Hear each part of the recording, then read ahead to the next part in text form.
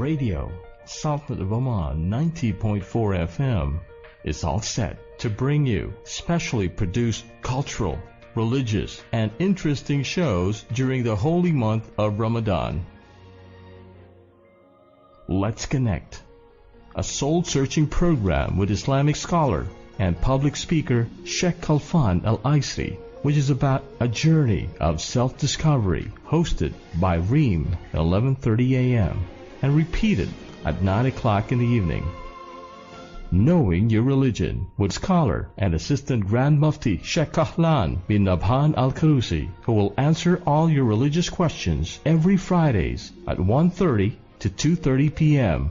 Hosted by Hatim Al-Abdussalam. Learn the right path of family relationships on Modern Family with Wael Al-Harasi, Thursdays till Saturdays at 1 p.m. Then know what's cooking in the kitchen with award-winning Omani chef Isa Al-Lamki on Ramadan Delicacies at 5 p.m. Enjoy family entertainment nightly with lots and lots of prices and surprises. Radio shows like Treasure Chest with June Lewis at 8 p.m.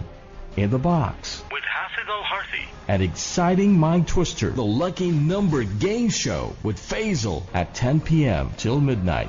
Make it a different way to spend your Ramadan every week here on the Nation Station, Radio Sultanate of Oman, 90.4 FM.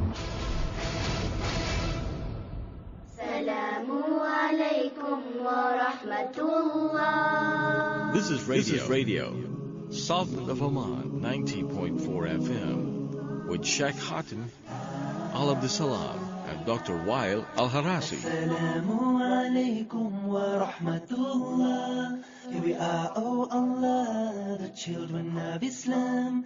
Guide us, protect us from the evil of Shaitan. You have blessed us with teachings from the Holy Quran and the Sunnah of Prophet Muhammad al-Mukhtar. Assalamu alaikum wa rahmatullah. Bismillah ar-Rahman ar-Rahim. In the name of Allah, the most gracious, the most merciful. Peace and blessing be upon our beloved Prophet Muhammad sallallahu alaihi wasallam. Dear listeners, Assalamu alaikum wa rahmatullahi wa barakatuh, and welcome to another show on the second day of Ramadan, the Modern Family. Today we are going to talk about managing busy households, and I'm sure it's a very common phenomena, especially in the East, that we have very busy and large households. The issue is, how do we manage the household? How do we manage a lot of kids around? Hatim, have you been in a house where you have a lot of siblings or I children? think maybe in the past we had larger families, and it was very busy in homes, and I think parents before used to manage the household much better than the way we manage our households these days, although we have smaller numbers of children. Absolutely. Households were much larger in the past. People used to complain less. Today we have, let's say, smaller households. We consider them as large, and we complain that we don't have time and we can't manage well. So today we have a guest here who will shed some light on the issue of how to manage, what is the most effective way to manage busy households. We have here our guest, Sheikh Musallam Al-Khaifi. Assalamu alaikum, Musallam. Wa alaikum salam wa rahmatullahi ta'ala. How are you doing? I'm fine, thank you very much. We would like here both to congratulate you for the month of Ramadan and ask Allah subhanahu wa ta'ala to make it a blessed month and bless your time and bless your family in this holy month. Ameen. Thank you very much, and I wish you the same, and I wish everybody, all the listener, a very blessed Ramadan this year and many years to come, inshallah. It's always an honor to have Sheikh Musallam on the show. He really adds a lot to our show, the amount of information. Last year he we had 2 very wonderful episodes about safety at home. Yes, Jazakallah safety khair. at If home our and, listeners- and road safety as well. And we really learnt a lot from those 2 sessions. And I hope today, inshallah, we're going to learn more. And I think after benefiting from today's session, we'll be more encouraged to have larger households and make more babies. I think. I hope that was not the intention for me to be here. Well, that came with it, but we didn't tell you about it. Yeah. What I remember about last year is that he told me off. Yeah, I told him about my practice and how I manage my children in the car, and sometimes what we do, and said, you should never do that, that's dangerous. And he enlightened us on some of the dangers of that particular practice. Okay. And we would like to remind our listeners that the show is live, and you can call us on 2 numbers this year. So you have 2 numbers for the show. You can call us on 24602058. That's 24602058. And the second number is 24694315. I repeat, 24694315. Musallam, we live in a time where there are a lot of parents working. At the same time, both parents, they would like, let's say the couple, would like to have as much children as they can. Yes. So we end up having large families. We have parents who then complain that they don't have enough time or quality time to spend with their children. Sometimes you have maybe the wife could be at home with the children, but at the same time complains that it's too chaotic. Probably not the larger number of children at home, but maybe you have 3 children who are very close in age. You have a 4-year-old, a 3-year-old, and a 2-year-old. Very common. Very common. Yeah, that's true. Especially in Oman. Very common. Yes. We do encourage that in a way if you can handle it. Yeah? But then there are problems. Now these problems are, let's say you give a lot of attention to your first child. True. Yeah? I agree. You give all the love, you give all the attention, and even teaching children. You tend to teach them quite a lot. That's the normal reaction when you have the first child. Of course, you're excited as a parent. Even the number of pictures that you take of the first child is more than the rest. Yeah, it's normal when something new to your life, it's a new experience, that you read a lot about it. Mm-hmm. Because I'm sure all of us, we read a lot when we had the first child, how to raise a child, and a lot of books of how to take care of their siblings, and many other questions that we question our mothers and fathers, and and trying to find each and every tiny thing to really raise the child as we should. But the second child, and it's common to everybody, it's a psychological thing that you say, now I'm experienced. Just like you remember when you're first learning your driving skills, the first time you drive, until you get the license, you drive better than when you get the license, because then you say, now I'm done, I'm confident, I'm experienced. I can do it. Exactly. I can hold the steering wheel with one hand. With one finger. And that's why you get the phenomenon that most of these guys, when they get the first time license, after a couple of weeks they get nasty accidents, because they think the license, that small card, is the license to kill. Yeah. Okay. So it's the same thing I believe with the family, that the first children always, or the first kid, is that we know that we are not experienced. It's a new thing to us. We need to learn a lot how to do it correctly. So we ask the experienced people, we ask doctors, we ask psychologists, we read books. But then when you start getting the second one and the third one, then you say, wow, I got it all. While the truth is, you're not giving the same attention as you did with the first one. And sometimes you think that you learned from your experience or from your mistakes with the first child, and I will try and avoid with the second and with the third. That is to some extent true. That you learn from experience. Although the first one is lucky that he's getting a lot of attention, but sometimes he's unlucky that he's your lab rat. Yeah. True, and not only that, he's unlucky also because normally that when you get a new child, you start giving more attention to the newer. and leave the older child alone, thinking that you've already done enough to him. And this is happening a lot, and this is one of the mistakes, that the kids become envies. And I believe that envy of each other, and I believe the story of Surah Yusuf is very good reminders to all of us of how children can become jealous to each other, very envious of each other. Yes, and try. So as a father and a mother at the house, you need really to be very careful in this, to distribute love equally to all of them, and to give your attention to all of them equally. And before we get into that detail, I have a confess to say is that the real manager of the busy household is a mother, is not a dad. That is Musallam, you're telling us this now. You should have told us in the beginning. Yeah, that's why I was surprised why you called me. You should have called one of the moms, But probably, we can shed some light on whatever we think. So yes, the moms in the houses are the best managers. Yeah. They are acting as a CEO of the house. They are acting as service managers, operation managers. They are acting as a human resource managers, and so forth. They are everything, to be frank with you. We as dad, we are just like a shareholder. I think we were recruited by them. Yeah, exactly. We are shareholder. We try to throw financial help into the house and expecting to get a lot of profit out of it from everything.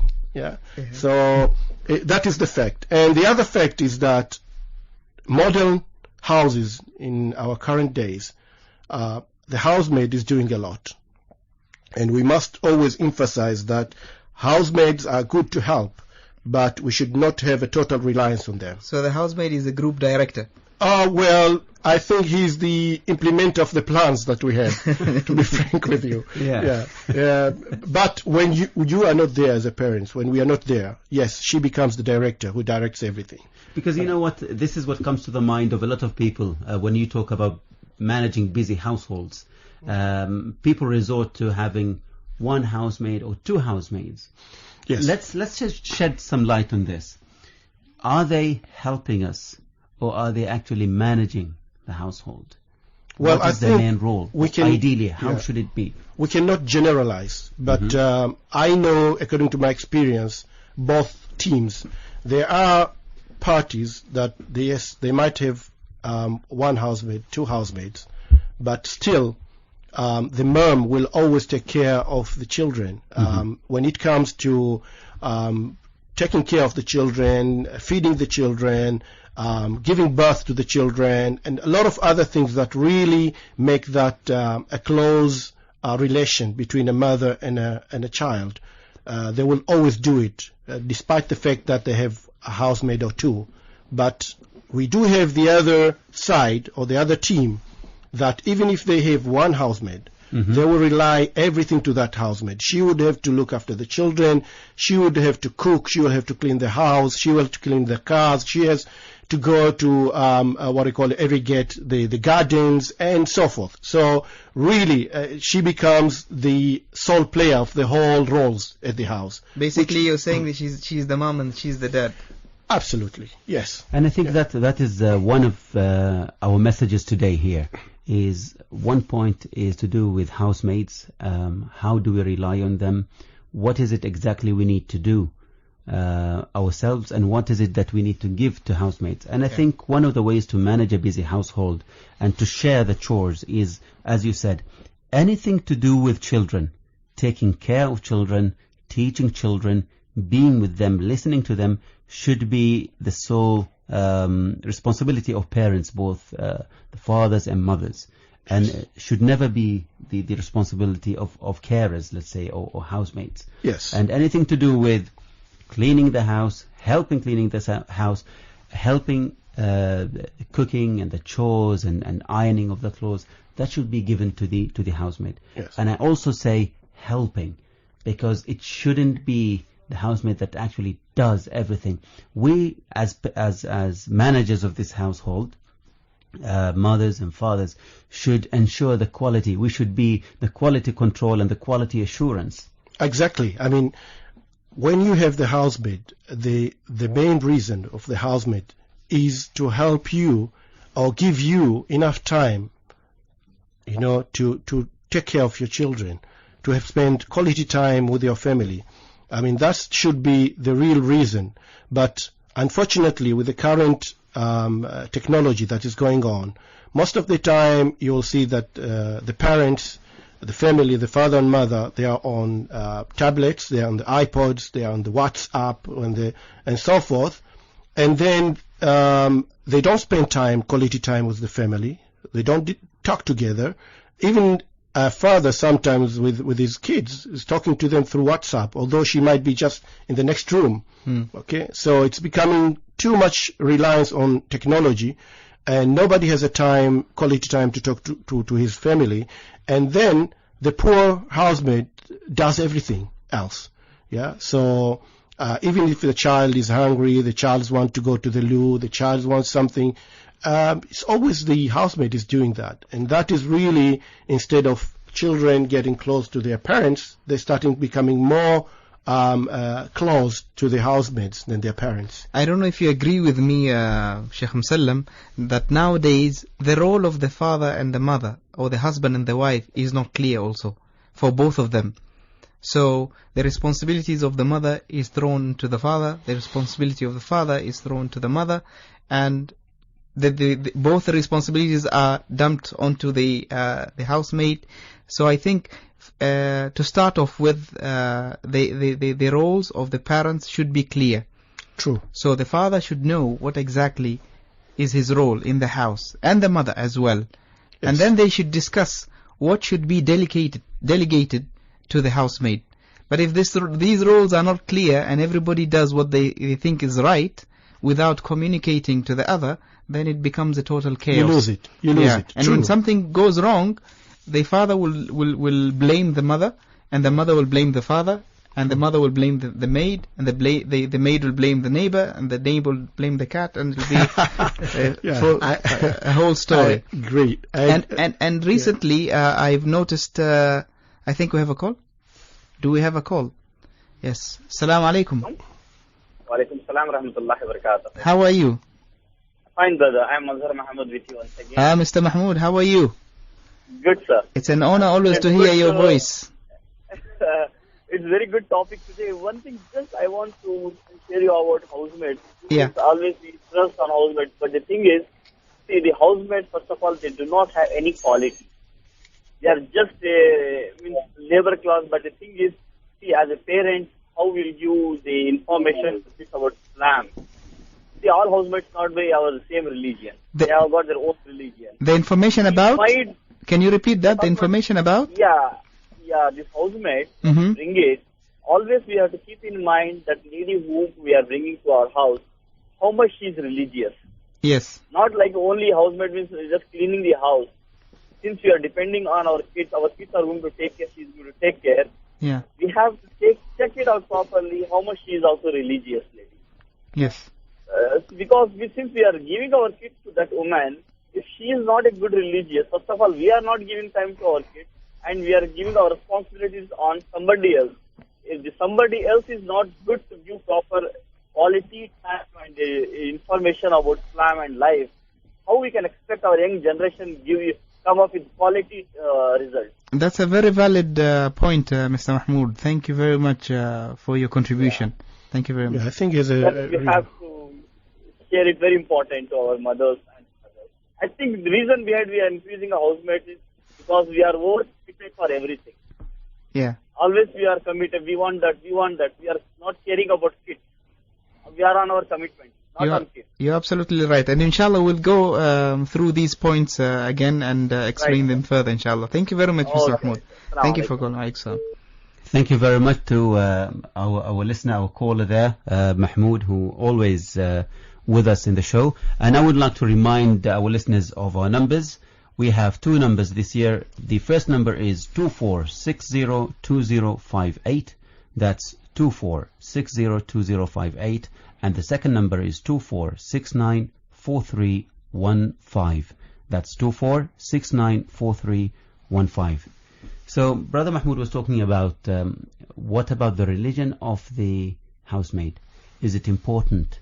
Is it important to really have someone who understands our religion, our culture, so it does not affect our children the way we bring our children negatively. Let's first look at the issue from the start. Okay, unlike other organizations in the country, the companies or anything, even if you're on business, whenever you want to bring somebody to your business or to the company organization, you normally go through a lot of process and protocols.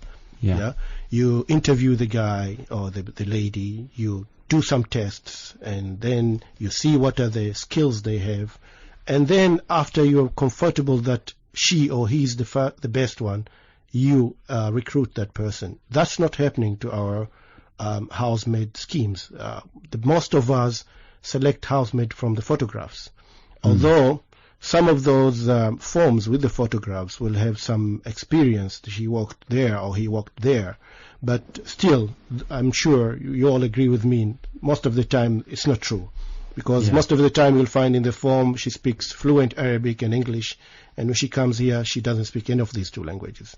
And there are no references that you can go to. True. Yeah. So in the beginning, the process of recruiting housemaids in our country is somehow vague.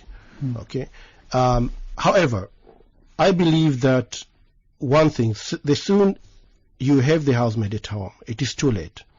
Before you did your homework, before you haven't done your homework, when the housemaid is already at home, it is too late, and therefore you need to go to the second phase, is that treating that housemaid as you treat your family. Many people, unfortunately, see the housemaids as a walking robots. Yeah, she has to wake up the first person in the morning, do everything, and she's the last one to sleep. Yeah, and it's not fair. They forget they're human beings. They've been traveling a lot from their countries. They left their families. They're in need of this job to come and serve you. Of course, and then human beings. So I personally believe if you treat a housemaid humanly and you treat them as a member of your family, she will adapt to what you want. But if you treat her as a robot and leave her alone and just instruct her what to do, and then at the end she will stand to her previous experiences, previous cultures, and she'll never adapt to our environment. And maybe she could take a frustration on children. True, and that is happening. That could backfire on your children. So it's very important for people to treat housemaids and workers in a fair way, in a dignifying way, so they feel comfortable. Absolutely. And it protects your children, first of all. Yeah. Absolutely. I mean, we can say it's 90% that works. I know there are some 10% that, despite all type of treatment, good treatment you do, people coming from different culture, different backgrounds, they might still not adapt. They might still do something bad to your family. But I'm telling again, that is only probably less than 10%. But 90%, if you treatment humanly, you treat them nicely, you adapt them as you're part of a member of your family. You go out to restaurant, you put them in the same table you are eating, not trying to take another table. You go out together. When you buy, for instance, food for you and your children, never select the lowest price one for your housemaid, and all these kind of things that you distinguish the housemaid as a different human being in the house, not part of the family. Some of the listeners might think, okay, what does this all have to do with managing busy households? And we'd just like to remind them that we were talking about housemaids as helpers. Yes. They are an integral part of majority of households today, and they're helping out. And to get the best out of them, this is how we need to treat them. Yes, true. Yeah? And that's what we say is the mother is a CEO, is a manager, is everything, but the housemaid is most of the time the implementer of whatever strategies we have, the plans that have been kept by a mother or a father. So a key message here, Musallam, is to understand roles and responsibilities. Yes. Yeah? First, the job description of a mother, of a father. Yes. Before that, like any other business, a mother and a father need to sit and have the commitment to really discuss, plan, and get organized. If they are really to manage the busy household or busy house correctly. So first of all, like any other management systems, you really need a commitment of top leadership, which is mother and father. Okay. So that's the very important part. After you have the commitment, then you start to establish the plan, what you want to do. Okay. Right. We have a call. all right. Assalamu alaikum. Walaikum assalam. Yeah, how are you? Good, alhamdulillah. Ramadan Kareem to everyone. Ramadan Kareem to you too. I have an opinion to state, basically. Okay. I heard the first caller, and I have a difference of opinion with him Yeah. with regards to the housemaid. Yeah. I don't necessarily believe that you have to be concerned about the religion of your housemaid or your domestic helper. Mm-hmm. It's about how you treat them and how they are as a person. Even if they're from a different religion, Yeah. it depends on you how you treat them with their religion. It is not, first of all, a duty of a housemaid or even a nanny to take care of a child's religion. It's a parent's job. Absolutely, And no I matter totally how agree. busy you are, you're a CEO or you're a man labor on the street, it's your job unto your child, no matter how busy you are. Yes. You have to take care of their religion and their religious beliefs and their cultural beliefs. I truly believe that if you have a housemaid from a different culture and a different religion in your house, it's even better. You are giving your child a chance to learn about a new culture, about a new religion.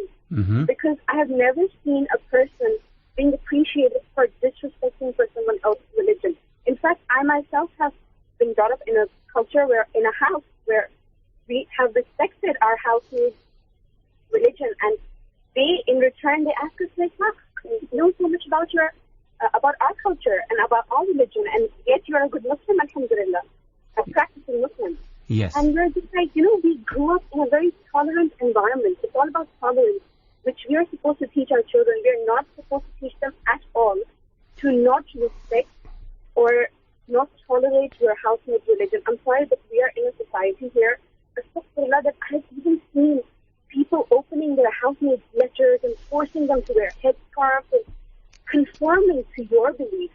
Always remember, when you're bringing a person in your house to help you, first you have to give them an environment where you help them and make them feel comfortable and safe. In our culture, unfortunately, either we are afraid of the housemates that they're going to do something wrong to our kids, or the housemaid is afraid of the madam that she's going to do something bad to her. And the kids grow up calling their nanas, who are practically their mothers, by their name, and disrespecting them in future and calling them as their servants. These are some pictures very, that very are within the what are we society. teaching our kids these things? I think our job was to teach them tolerance and respect and manners. And this is a parent's duty, not a housemaid's duty. The child is supposed to be taught the housemaid and the parents equally, not to call them by their names and disrespect their religion and to, force them to look a certain way so that your child will learn from them. No matter how close a child to a nanny. Yes, this is what we have established in the later on. We Like established. if the mother hates certain food, the child will never like it. If the mother likes certain TV channels, the child will only want to watch that. If the mother talks in a certain way about people, the child will copycat the mother. It's only our job, mothers and fathers together, to raise our kids. Thank you very much. Job. We really appreciate Thank you, your comment, and this is one of the things that we have established, is that it is the role of parents to actually look after children, and housemaids' responsibility is not to actually do the chores, but actually help with the chores. Yeah. So so housemaid should help. The way we treat our housemates, because our children learn from us. They go out and treat other people the way we treat people in our house. Exactly. It's very important to be a good role model. Always be kind, no matter what disagreements are. Learn to be kind. Absolutely. Thank you very much again for your call. Thank you. So, very enthusiastic caller there, and disagreeing with the initial caller about the importance of knowing the religion of the housemaid, and what we, according to the second caller, and her opinion is that we need to respect their culture and the culture and everything. Yes. Of course, that goes without being said. Actually, respect is part of our culture, and we need to show respect to everybody regardless of their status. Yeah, Yes, and that's why I think you the listener noticed that we did not emphasize absolutely on what the first caller said about the religion. In fact, we said treating a housemaid as a human being and a part of a family member. Because it's irrelevant. If we choose a housemaid to raise our children, yes, then we will go and look for religion. But the main reason for having a housemaid or a helper at home is not to look after children. Yes. Yeah. I agree with you. Yeah, I agree with you. Yeah. So we said that we finished to the establishing the plan that and that plan at house needs everyone to be involved. So you get involved, all your children, of what plans you want to do at home to manage your household. So Okay, they are part of the big plan and Exactly. actually making the plan itself. What about if they're still very young? Because managing busy household does not always mean having children from the old age spectrum. But you could have very young children who can't take part in the plan. But what makes the household busy is that because they're very, very young, all of them, let's say 3 or 2, sometimes even 2 of them, very young, and they need too much attention. Yeah? You'll be surprised sometimes how clever the children are. You know, sometimes we take for granted that they're young and they don't understand. But if you speak to the psychologist and those people who are gurus into parenting, you'll find that children are very quick to adapt and to learn from their parents. As the last speaker correctly said, that whatever actions you do, whatever you treat people in the house, your children are going to go outside and do the same. They will imitate the parents, how they behave at home. So,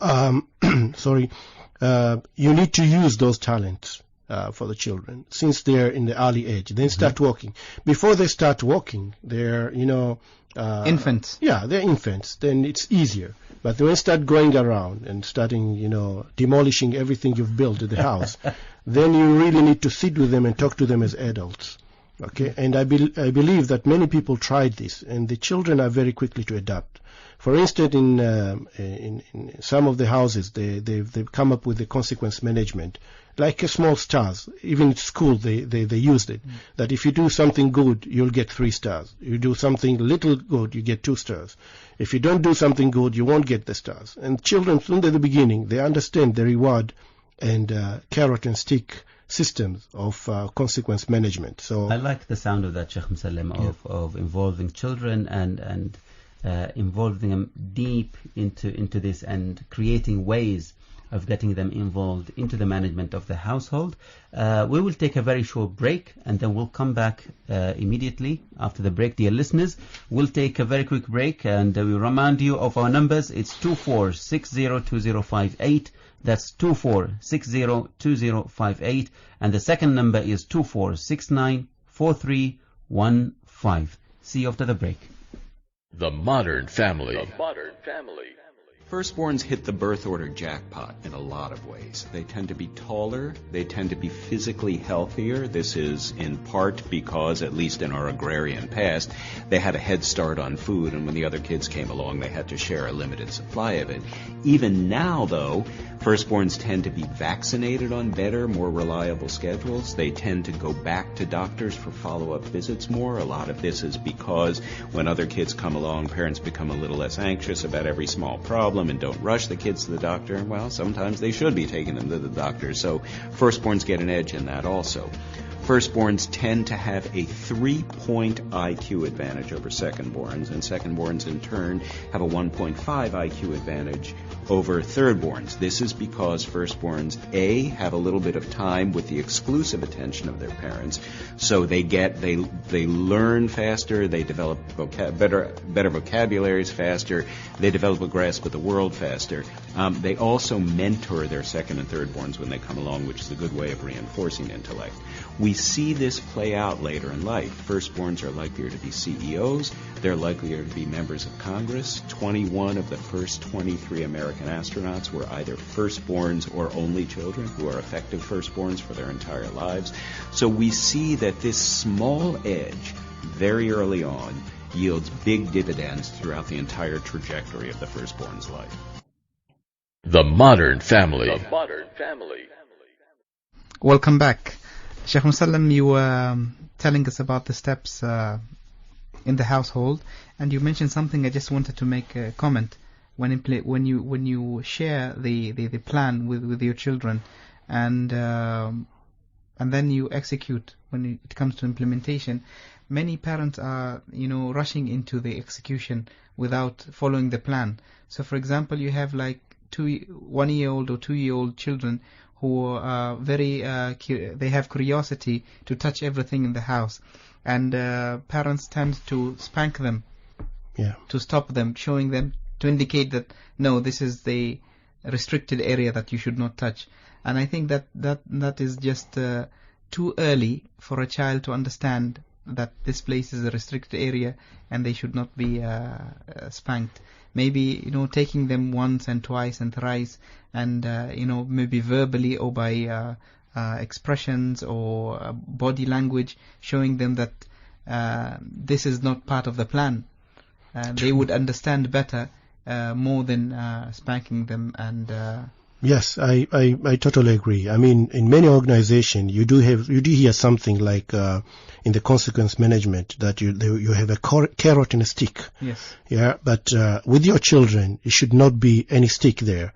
There should be only carrot, and you should also deprive the other kids from the carrots if they don't do good. Yes. You don't need to have a stick. Just by not allowing them to do something good, that itself is going to bring them back again to the line. Anyways, I don't want to go deep into the psychologies of rising kids. As I said, it's a completely different subject. But as we go on, I totally agree. Yes, what you said, and we need to involve the children in the plan, and especially if you have grown children who understand what you're talking about. You need to sit together, discuss about the plan, and then, as Dr. Weil said, is that dividing the roles. You really need to give each person a role, and it's no harm for you to shuffle sometimes between the role to get the multitask force. I mean, I remember when we were children, when we were kids in early 70s, our parents used to give us tasks, me and my sisters. So one day I will be cleaning the house, one of my sisters will be cooking, the other sister will be irrigating the garden. The second day will be shuffling around. So Musallam is going to cook, and you know what cooking is going to come out. But anyway, Musallam is going to cook, even a simple thing. The other is going to clean the house, and they're irrigating, and so forth. So we were raised to do everything. At those days, we didn't have housemates to help us. Yeah. So we used to do everything. My father and mother used to work, and we used to do, and really that helped us while we were growing. And I think we should revive that this type of upbringing. Absolutely. Because our children today, they are totally dependent on us, and they don't do anything at all by their own. We need to teach them to have responsibility, to have tasks, absolutely, to have roles. And that is one of the plan you need to really establish. Sit with your children, and it's no harm for you to use the talent. If there is one of your child is very good in cooking, why not using him to increase his talent and skills into that subject? But you really need to keep everyone busy. You really need to give tasks to these children, and you sometimes really need to give a good step back from a housemaid to do things. Yeah, give her an off days and let your children do things. Let them be there without housemaid, without you being there. And if they are grown, sometimes you need to really leave them alone at house. If you have, for instance, one of your children is already 16, 18, and you have another children 10, and the other is 4. Give them responsibility of looking after the house without you parents be there or housemaid be there. Why not? Because that will teach them from the beginning how to become responsible. And you know what? You'll be surprised. We did try this. We think that our children cannot run the house without us because we've been with them for all these years since they were born. But you'll be surprised sometimes if the children are quarreling with each other, fighting each other. When you parents are not there, they will be like the best friends, and they will run the house as better than you think, and you'll be surprised when you come back. So what I say is that sometimes the parents need to take a break, go for a new honeymoon, and leave children at home. Of course, not unattended at all. You can tell your grandparents or your neighbors or anything to look and give them some emergency numbers. I think I need to do that in a rented house. I wouldn't. Not in my house. No, I'm telling you about experience I have. Is that children do take responsibility. How many children have you got? I have 10 and 1 on the way. MashaAllah, alhamdulillah. May Allah bless them all. Ameen. Yeah. So the eldest is? The eldest is 23. I think I have stand no chance, man. I can't compete. Yeah, so I'm telling you of experience, not as a scholar. No, that's why we invited you here today. Yeah, so the children, I find out that if you give them responsibility, they take it. If you leave a house and tell, my son, you are the father now, and you tell your daughter, you are the mother of the house, you need to make sure that your younger brothers and sisters are fed, they are sleeping on time, they take the responsibility. They do take the responsibility because they feel proud that now we've been giving these responsibilities. But most of the families sometimes, they treat their children as grassroots workers. We instruct you to do something and do it. They never sit with them. They never discuss anything with them. They never divide the roles between them. Give them some responsibilities. We don't do that. And so it should be done in an atmosphere of love and compassion and exactly. and guidance and mentoring rather than just giving orders. Exactly. So it is also important to also raise children to love each other. The concept of loving each other and caring for each other. Because once you stop doing that, and you give the eldest chance to have some sort of authority on the young ones, that could be a little bit problematic. Yes, he becomes an autocratic leader and the CEO in your house, and he's going, and it's normal. If you read the books about this, you'll see that the eldest child would always want to take the lead. He wants to dominate the house. He wants his rules to be implemented, and he wants everybody else to respect him. Even sometimes his own parents, they need to respect him because he thinks that he is alpha lion. Of course, of the house. So you really need to sit with them. You really need to discuss with them. You need to show them that yes, you are the man. Yeah, but there are some procedures. There are red lines that we should not pass. Yes, I do accept that you are responsible now, and I know you can do a lot of good things. But these are the points that we need to discuss. This is how we are going to go through. Not only as he wants, because if you start listening to everything the older child wants, you're going to leave alone the others, and they're going to become envy, and they're going to be jealous, and they will always start biting back, thinking that why is he the only one is listened to? Okay, see, Salim, sometimes from experience, I also have 5 children at home, and they're all very young, alhamdulillah, and the eldest is 9 years old. And the youngest is about 18 months.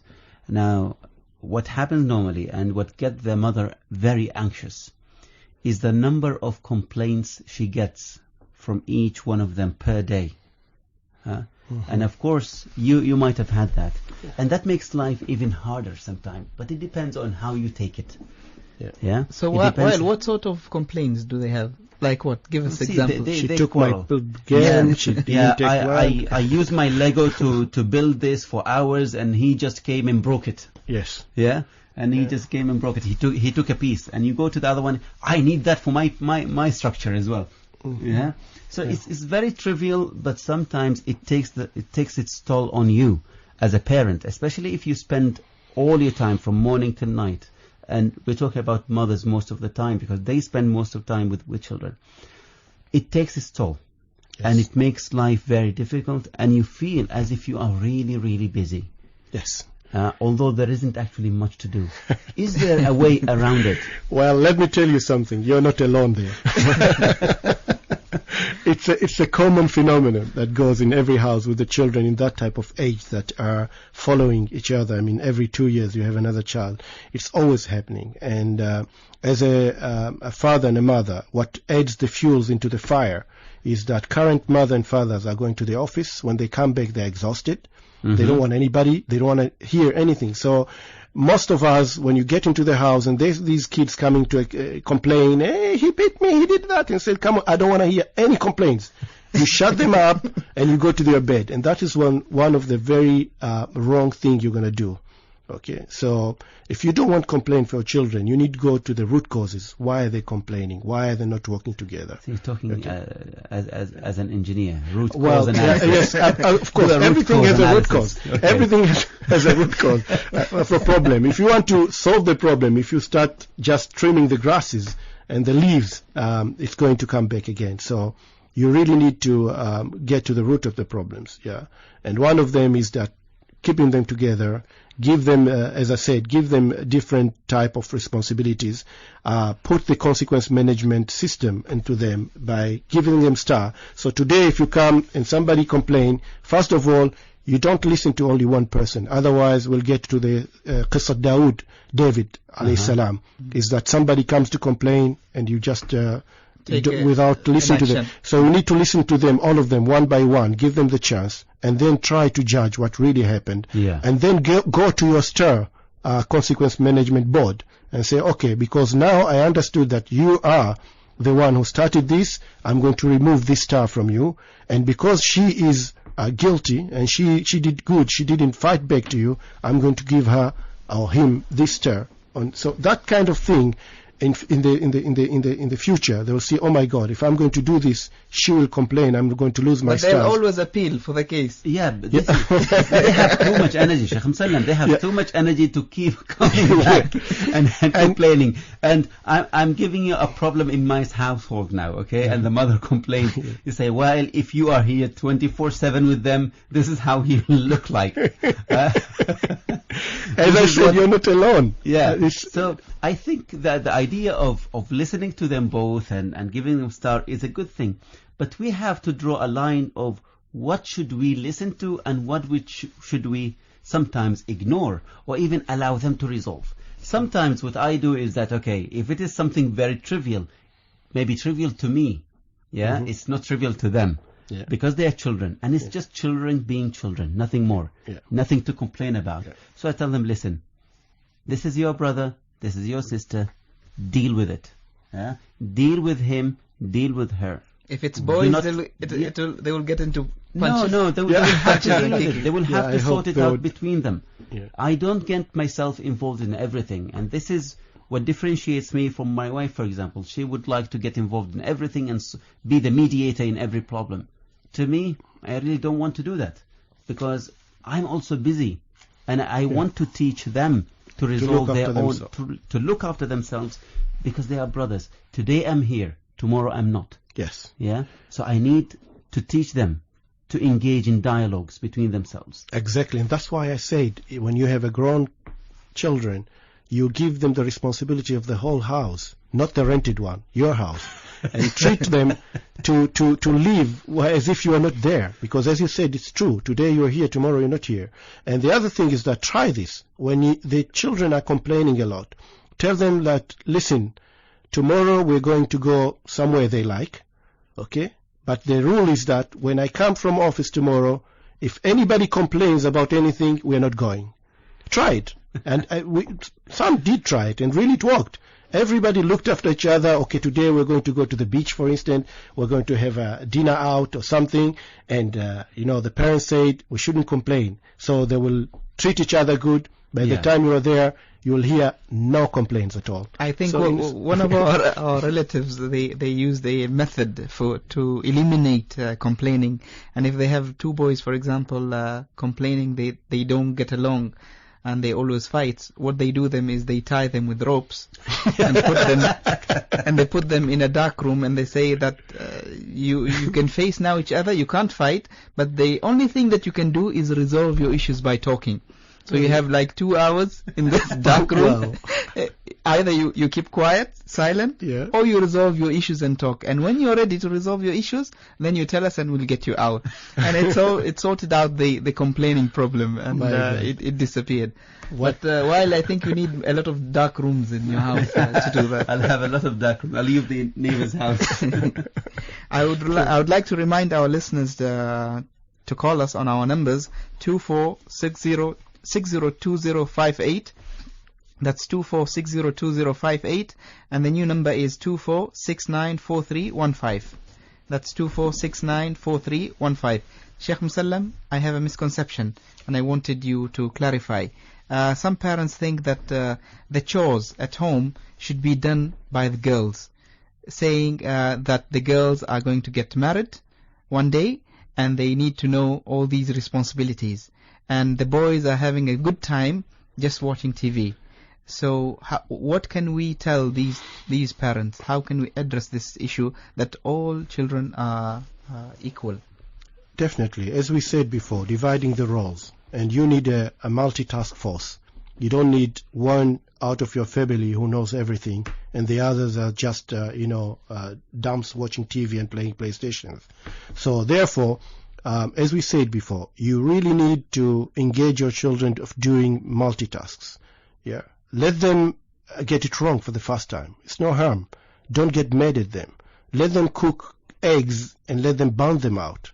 No problem, since somebody is watching them not to burn the house or the or the kitchen itself. Let them do mess in the beginning. They will do mess because you haven't started from the beginning to teach them. Okay, but definitely when you go to change your tire of the vehicle, call the boys. Let them see how you do it.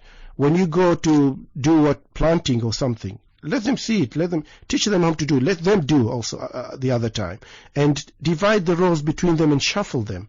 Let them do everything, because that's how our parents let us do. So do not distinguish between males and females. No, there are of course some special things that a female needs to know more than male. Of course, you don't go focus more on teaching your man, your boy, and cooking, and focus teaching your girl how to repair vehicles, which is, well, it's not bad for them to know as a general man, but there are things that we know. Tomorrow when your daughter is married, she will need to cook for her husband, at least for the first time before they get the housemate. So, you know what? The boys will need to cook for themselves before when they go to university. Yes. But as I say, those are who are lucky ones, who are going to the boarding schools, who are going outside. But unfortunately, there are some of our boys, they are still living with us until they finish university. So they don't get the chance to be alone, to be left alone. You will find some children now don't know how to put on the iron. They don't even how to iron their clothes. It went even further than that. And the consequences of this type of behavior from parents not allowing boys to do anything and allows just the girls to do everything, it has sort of backfired in the society. True. We have been noticing in companies when we employ new recruits that the number of responsible staff are female more than males. They are more responsible than males. Yeah. So when we employ male, they are more playful, they are irresponsible most of the times, and the girls are much more responsible and take their job more seriously. True, because they've been grown to do things. So the number of employment with girls has gone up, and the number of employment in boys in positions which requires certificates at higher education, BSc and up, has gone down. I think this is an alarm to all parents now to think and start organizing their kids. You know, it's as you said, this is again it's a proof that the responsibility, the learning, the skills of children how to be responsible starts at home from early stages. So you really set an alarm for all parents to involve male and female, all of them, do not distinguish between them, to do multitask at home, to organize things at home, to clean, to use the mopping, to clean the furniture, to change the bulbs, to cook, to clean clothes, to iron, to do everything. Let them learn how to do those things, because you know, people that we employ, they don't lack knowledge. They're very smart, and they have the knowledge. They have degrees, they have master's degrees, but what they lack is sense of responsibility. And if they are not taught at home to be responsible, they won't be responsible when they go out at university, and they won't be responsible even when they take on a serious job. I think many parents think that is not part of their responsibility as parents, to teach responsibility. And that's the dangerous. They only think that I should nurture the needs, I should cater the needs of my children, food and shelter and clothing and school, and that's it. But this is a very, very vital part of raising up your children, is to teach them responsibility, how they can become responsible citizens. Yes. And good citizens as well. Exactly. And I'm afraid that if we continue like we are now, we're going to get to the level of what they call them the nods, children or kids. I remember I read one story in one of the countries that a child who was just 14 years old, he managed to use his laptop and get into computer, the ATM machines, and transfer $2 million to his father. Yeah, while he was just 14 years old. Wow. He managed to crack the ATM machines with the computer, with the laptop, with doing a lot of things, and he transferred $2 million from different people in the bank to his father. Now, the good thing is that that company, in that bank, invested on that child. They gave them another $2 million to show them how he did it, so that they will stop other crackers. But the other thing is that I read from that child didn't know how to make how tea is made. He didn't know anything else at home. All what he knew is the computer. So he was a master of computer, he was a master of his laptop, but never knew anything else in the life skills. Because we kept them. And I'm afraid we are going through the same path now. If we're going to continue like this, we'll have children who are very, very experienced in one thing, and they know nothing else but that one thing. So definitely parents need to wake up. They need to start teaching their children life skills, how people lived before. Take them to even the poor countries. Go see how people living there.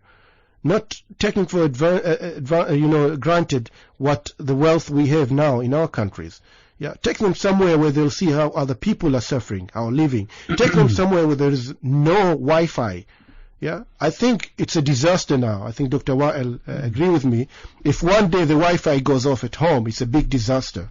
Yeah, it's more disaster. Last year we had a guest and she spoke about holiday, you remember? Yes. And she said that whenever I want to choose a destination to take my kids for holiday, the first thing that I do before even choosing the hotel, I asked, is there Wi-Fi in that hotel? Yeah. And then I ask about the rooms and other things, because without the Wi-Fi, my kids will never go. True. And you know what? Some parents, they like that. You know why? Because when they get there, they want the time for themselves, and they want the children to stay quiet. And the best way to keep them quiet is give them the iPod with the Wi-Fi, and then you go around having your time, which is completely against the purpose of the main purpose of you getting out. Is changing your normal schedules and your normal behaviors and attitudes at home. So teaching responsibility to children will help parents managing the busy household. It takes some of the responsibility to the children and gives you as a parent more time. Yes, of course. Absolutely.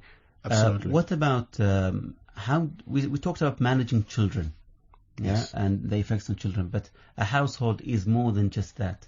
True. What about other aspects of a home?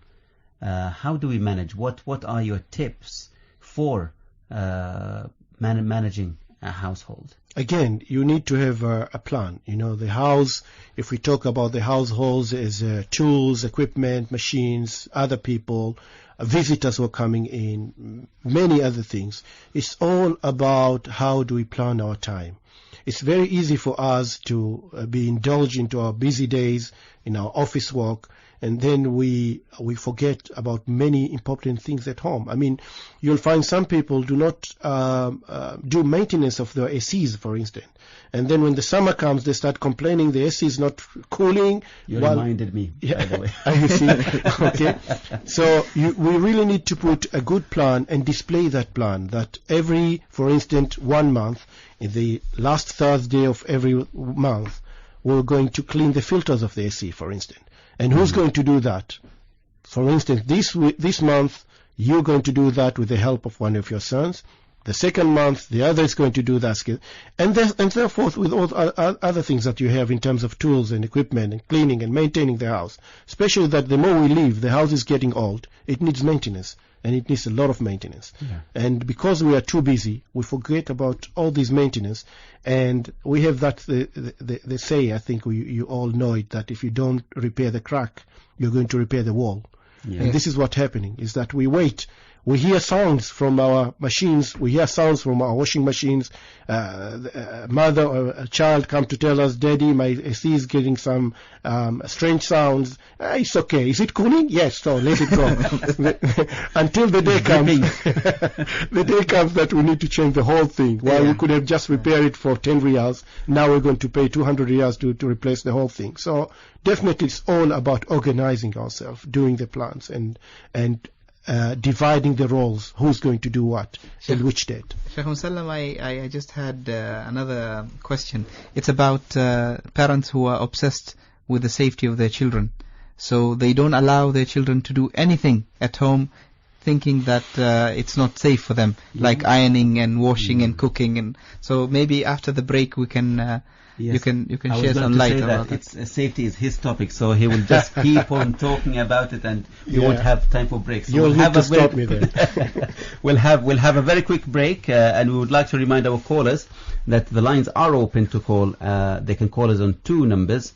The first number is 24602058. That's 24602058, and the second number is 24694315. That's 24694315. The Modern Family. The Modern Family. You ask for a more flexible work schedule if your company doesn't make a habit of it? Yes, but you have to do it the right way. You know, most moms want a flexible work schedule. In fact, most everybody does these days for some life balance. So to persuade your boss, make a case for how it'll benefit your company, not just you. One mom sold a 7 a.m. start time so she could leave early to pick up her child for after-school activities by suggesting to her boss that she'd be in early enough to finish it up by the time they got in at 9 a.m. If you want to work, say, a day at home a week, make a case that you'll be able to work more hours, not less, without your long commute time. Make a plan for where you're going to work, how people can reach you, the hours you'll be available. And then suggest that you do a 1 month plan and then give a date where you'll evaluate the plan. Overall, you have to build trust and let your boss know that you will continue to be a high performer. The Modern Family. The Modern Family. Welcome back, dear listeners. That was a very good clip. I like that about having flexible hours and being smart when you ask for flexible hours, especially for moms. You need to be creative, and you need to really have skills on how to convince your manager that you're actually going to perform even better if you're allowed either to work from home or sometimes, or work less hours or different hours, let's say, from the rest of your colleagues. Definitely, and I hope we won't leave that to the labor unions, because now it seems that that's the phenomenon now. Everything got left to the labor union. Anyway, it's good that clip, yes, it's about, again, so she emphasized on the planning and organizing, and also prove to your employer that you are a performer, a good performer, still good performer with the flexible timings. So, coming to my question. Yes, coming to the question of Hatim Abdul Salam. Yes, it's true that what you're saying, and in fact, I've seen a couple of families that they do for the good reason. They're afraid, and they do have these kind of a high protection of their children, that the children are not allowed to test anything. They're not allowed to do anything. Yes, I'm not telling you to go and leave the child for the first time to use the iron without you supervising him, teaching them the correct temperatures, how he has to tap to, and how to hold the iron, where to keep the iron after he irons, how to let it cool, where to let it cool, not to let the lid, hanging down for his younger child not to pull it and go, the iron goes on his head, and many other things. Yes, you need to go gradually, teaching children to do things. However, you should never stop them from doing things because you're afraid that it's not safe. You as a father, as a parent, you need to supervise them from the first times they're doing until you are sure that they are skillful enough to go alone, and then you leave them alone. I found some families, strange enough, even in the wadis when we go for picnics, in the wadis, the children will stop. You shouldn't run. You don't go even if the water is only 1 centimeter high. We don't have a lot of water now. But there are some phobias in parents that even that 1 centimeter water, they're afraid the child might drown. And they wouldn't let the child going into, and they stop them. So the whole picnic becomes useless. The children won't learn new skills. They won't see new things. So we really need to balance. Yeah, I'm not saying that you leave them alone and go get injured, throw themselves from the mountain. No, but you need to supervise, you need to guide, and then you need to leave them do things. Let them sort of discover new things. Let them bring you a new stone from the wadi and show you how round shape it is. Let them go. Let them touch things. Let them do things. Don't do everything for them. Otherwise, it's useless. They won't learn anything. And as Dr. Wa'il says, when you come for the interview, when you go for the offices, you're not selected because all what you know is your subject and you have no any other life skills because your father were so much protective, afraid of leaving you doing anything else in this life. I have another question, Sheikh Musallam, is about single parents. So women who their husbands have passed away or they are divorced and they are raising children and they are also working. How can they manage the household with all these responsibilities on their burden? Let me tell you something. Yeah. According to the experience I have, and I'm telling you most, not all, but most of those cases, the children become more clever, more skillful, and more productive in many things in this life. Because the mother is alone, the children don't have father, and most of the time probably she won't having a housemaid. You'll find the older kid or child, whether it's a lady, a girl, or a boy, is looking after their children. Yes. Their brothers and sisters, sorry. So most of the time, it's I'm not saying it's a blessing to be alone. Yes. But I found, according to the experience, children in those kind of those kind of situations, they are more clever, they are more performing, they are skillful in many things to do, and they really take good care of their brothers and sisters. And I've seen that myself than the two parents, because again, as I said, when you are two parents, you have housemaid, you have driver, you have this, you tend to leave everything to them, yeah. And you're not doing any job. And also the children know that, well, we have everybody to look after us, so why should we do anything? So if you're a single mother, you pay more attention to the well-being of your children. Yes, and you spend more time with them. Yes, and the children, they know that. They know that now we don't have anything, we don't have anybody to help us, and we need to do this. So the mother teaches the children to take responsibility of certain roles in the house. I find a girl of 10 years old cook a food that some of the current mothers don't know how to cook like that food. Yeah, a 10 years old girl cooking a food. When I tested it, I will swear to you that I've never tested a food from a full-grown mother's or housemaid or whatever, because she was alone with her mother and she got used of cooking with her mother, and she grown to do a lot of things at home. Yes. And she becomes so independent. So children, our children, when we teach them to do things at home and we leave them go out for education or for scholarships, they always become easier for them to be independent. But I know many cases that children do fail when they travel abroad because they lost what they all in their entire life been served as a king at home, and now they're left alone in the new country, nobody's serving them, they need to serve themselves, and they make a mess of it, and they come back without anything. Failure, total failure, because they could not continue alone and to be independent. So we really need to start groom them from now to be independent and do those things. Yeah. Sheikh Salam, I don't know, I might not entirely agree with that having a single parent always would yield a bright kid.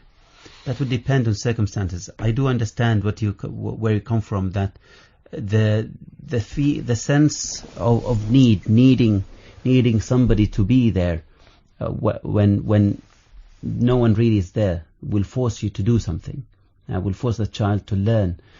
For that to work, you need a mother who is conscious about what is good and what is bad, and conscious about taking the right decision at the right time. Absolutely. Yeah.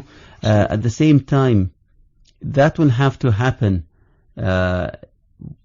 given that children are not young enough to be psychologically affected for the loss of a parent. Yeah. Because the psychological effect sometimes might negatively affect the child after a separation or after a loss of a parent.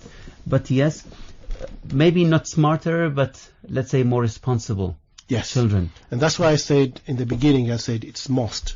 Yeah. According to my experience, most I found. We are not encouraging, we're not saying that it's the best. Yes, children need both father and mother. Yeah. Definitely. But according to the experience, I found that, as you said, the children who are with a single parent, they tend to be more responsible. They tend to do a lot of things. They are skillful of doing a lot of life skills. Yeah. They have more life skills than the others because they are forced to do things for themselves. They need to survive. And absolutely, you need that parent to be clever enough to be a good instructor, to be a good leader, to be himself or herself, to let those child grow with the responsibility and be the a role skills. model.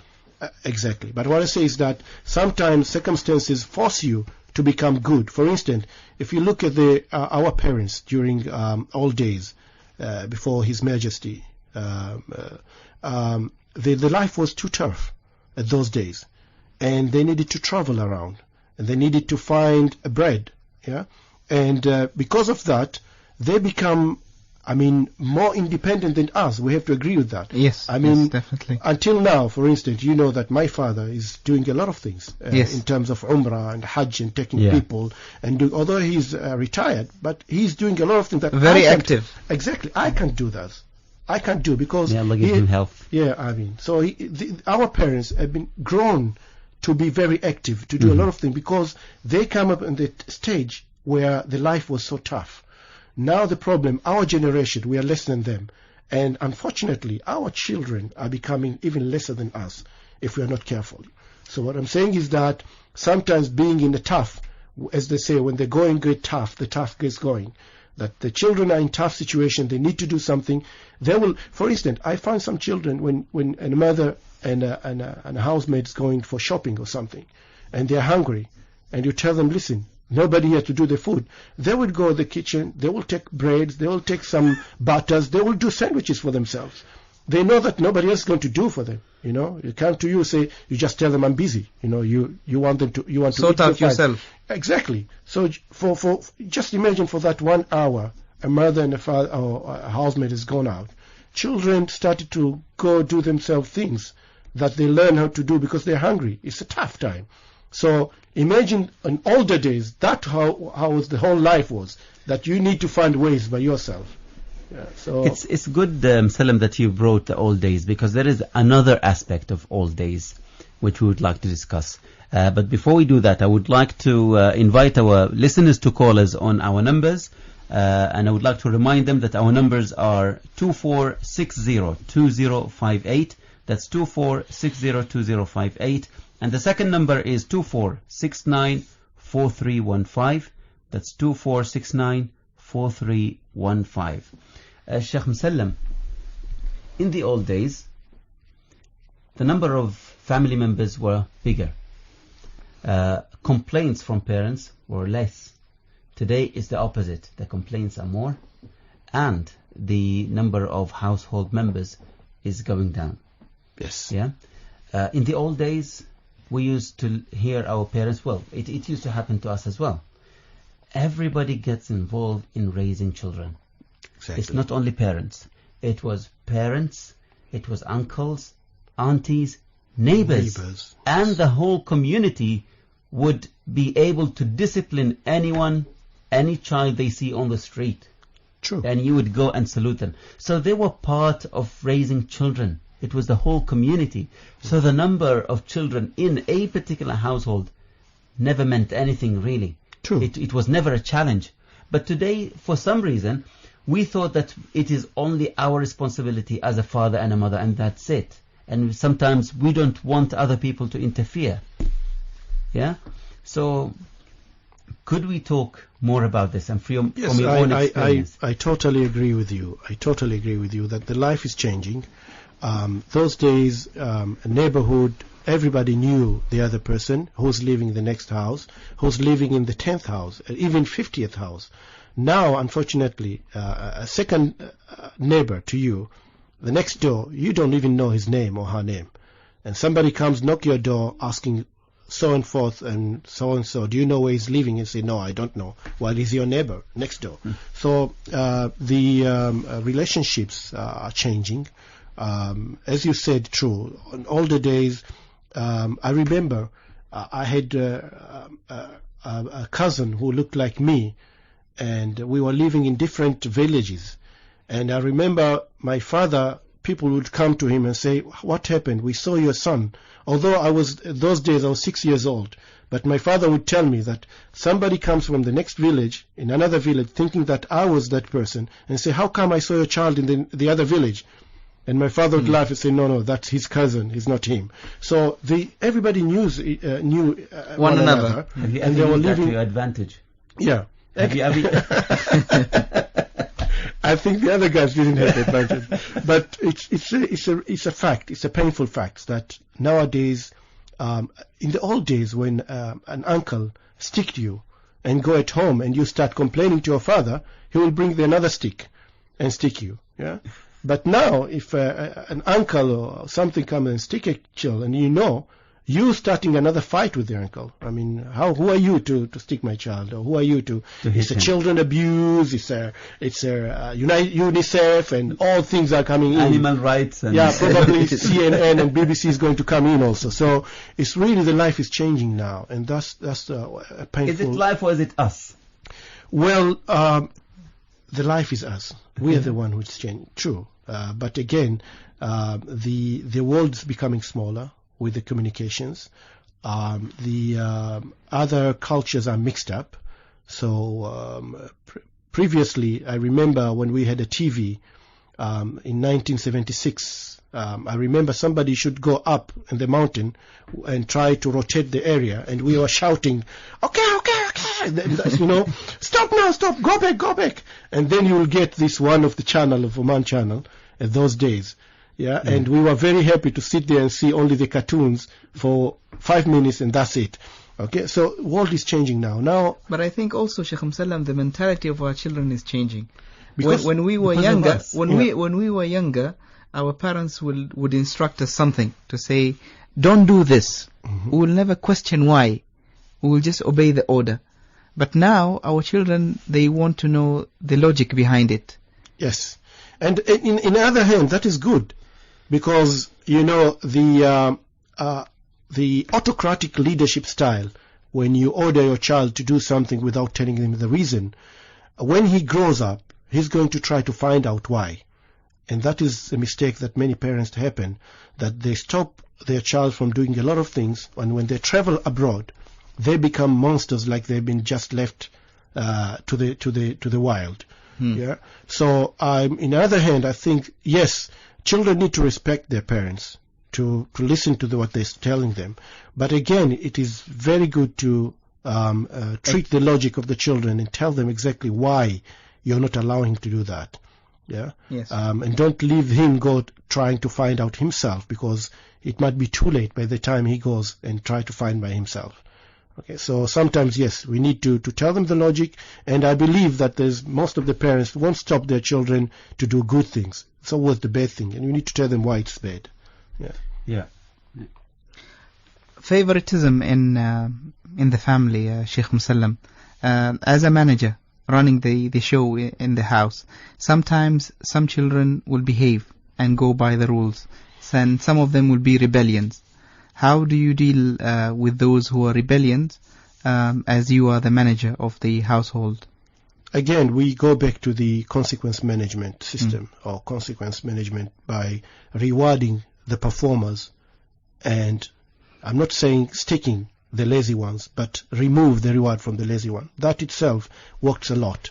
Yeah. For instance, if your children are, as we talked with Dr. Weil, they are young and they're complaining a lot, and you said, okay, tomorrow we will go somewhere, but in one condition, that when I come, I don't want to hear any complaint.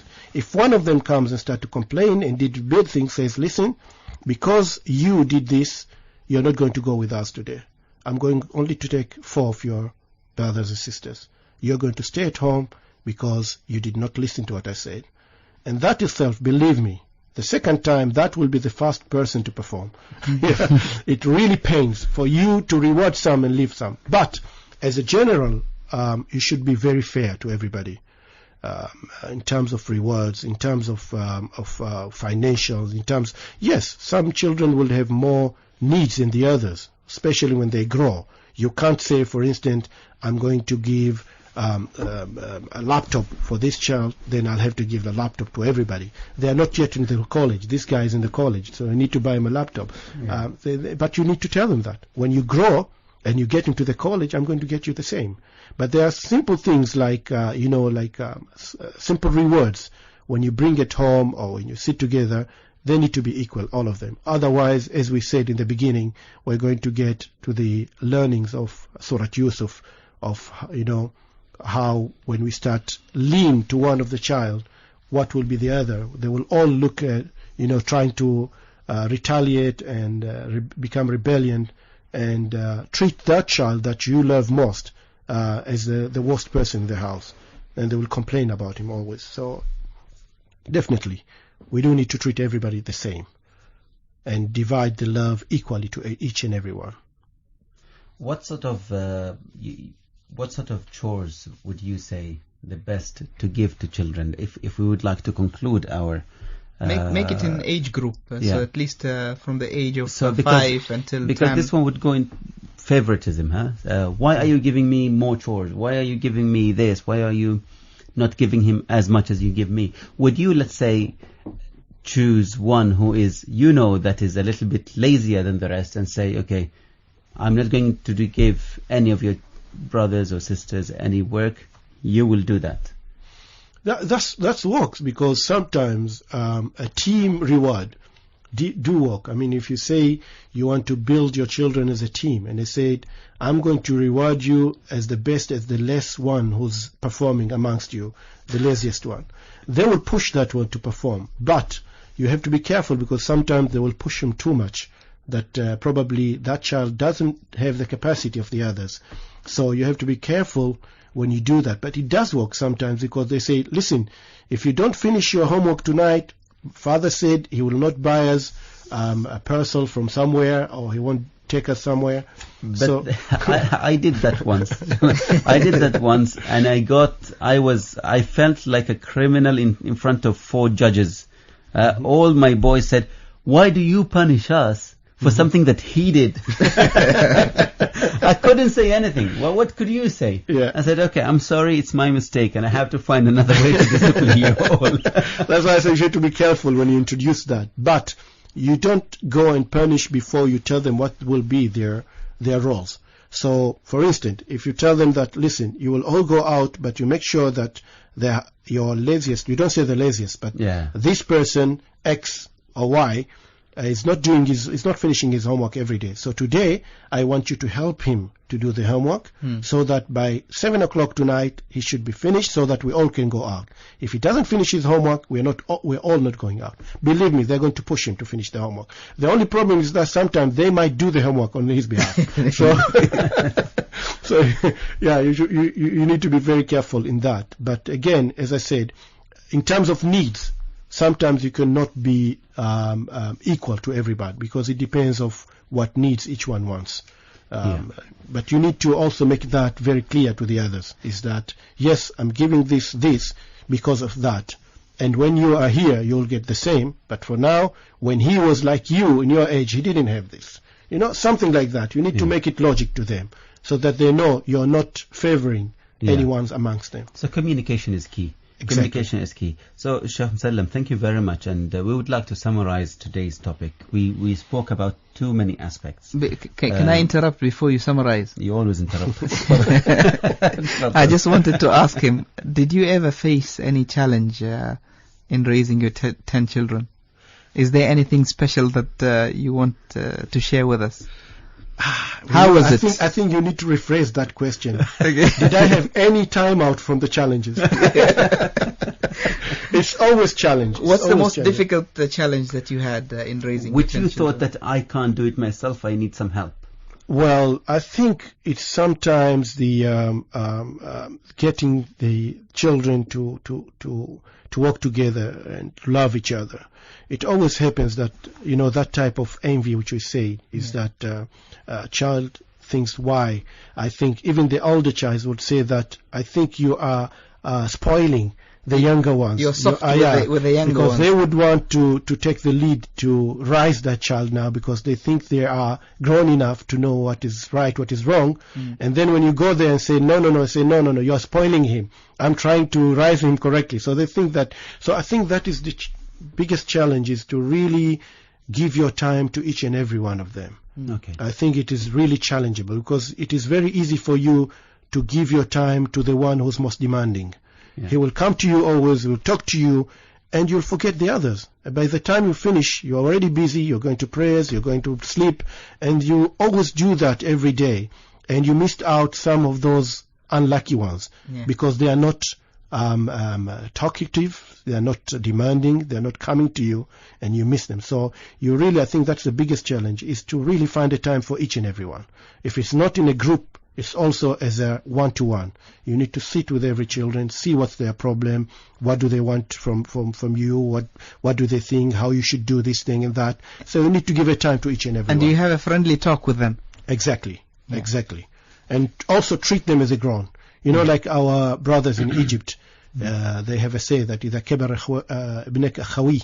When your son is grown, always the children would like to be responsible. They feel treat them like a brother. Yes, they feel happy when you ask them to suggest things or give them something to select from, which So it is giving them responsibility and giving them the sense of grown up, that they are grown up.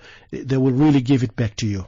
They will feel that, yes, our parents are trusting us, they're treating us as a grown, so let us be like a grown people.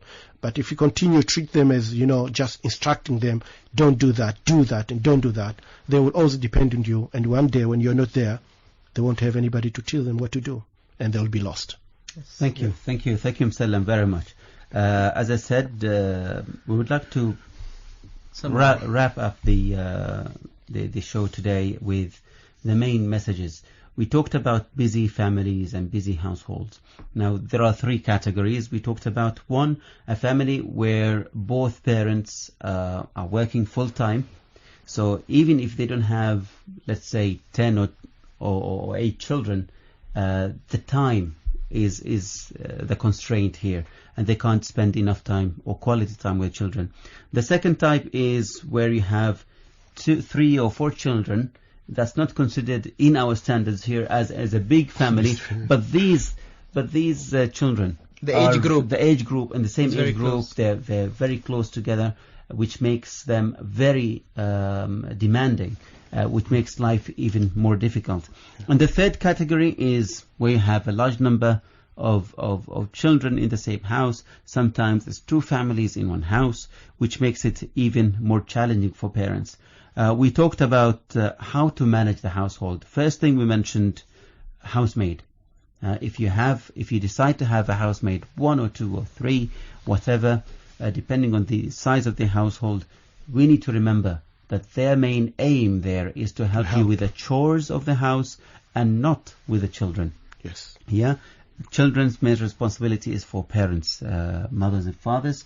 Secondly, they are there to help, not to actually do everything. Yes. You have to be there to monitor and to be like a quality assurance and quality and control. Even the point of the second caller, where she said that we should treat them with respect and dignity, and part of because we could trust housemates more if we give them respect and treat them with dignity, Yes. they will look after us, and we will entrust them more into being closer to children. Exactly. Secondly, we mentioned in the second step is we need to sit down as a family together. We need to plan the chores. We need to divide chores among our children. And we went into too much details into how and what type of chores should be given. Yes. So, Salim, thank you very much. It's been very fruitful. I've learned a lot from you today. My pleasure. And I hope our listeners have learned also from us today. Tomorrow is a new show. And follow us on Twitter. We'll give you updates. Thank you very much. Thank you for our callers. From me, Wa'il Al-Harrasi. And Hatem Al-Absalam. Assalamu alaikum.